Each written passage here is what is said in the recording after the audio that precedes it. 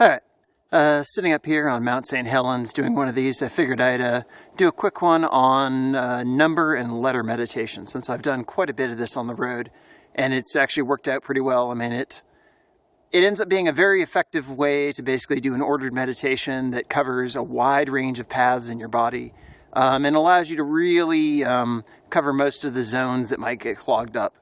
I mean, and so an easy way to visualize this is basically just think of, all the letters from A to Z, and then think of your chest or your torso kind of like a matrix display, for example, for like on clocks and things like that, where they have the little box zones.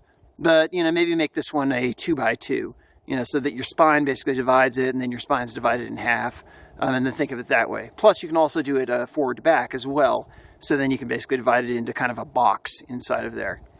And then basically you can visualize them just as shapes. So like if you had the letter A, then, basically you would just kind of go up and over, and then, maybe do another one to do like the center part. And try to visualize them as doing them as a single path if you can. I mean, some of them are really challenging to do. For example, for A, you could do up and over and back. Or for B, you could start from the bottom up to the top and then down, things like that.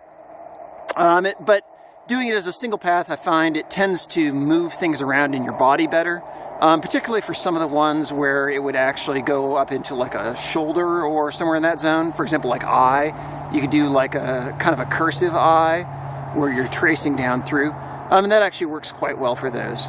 Other ones that I've found that work really well are any of the ones that kind of have curls and things like that. For example, like a lot of the P's, the Q's. If you're doing like 6s or 9s, things like that. Like, for example, you can do 9s where you actually start them in your head, kind of like a P as well, and then basically curl them up, over, and then back down your spine. Or you could do a 6 where you basically start up top, drop down the back of your spine, and then kind of curl around at your butt there. And actually I find that tends to be very good to have like an iterating effect. I mean, sometimes doing that with the letters just by themselves actually is useful, because then you can kind of do a curl to start, a curl in a corner, a curl down there, as it goes around. Each point that you hit, you basically accentuate it with a curl to kind of get a little bit more grab or a little bit more force in that zone. Anyways, that's all for this one. Just a quick one while I'm up here, up on Mount St. Helens.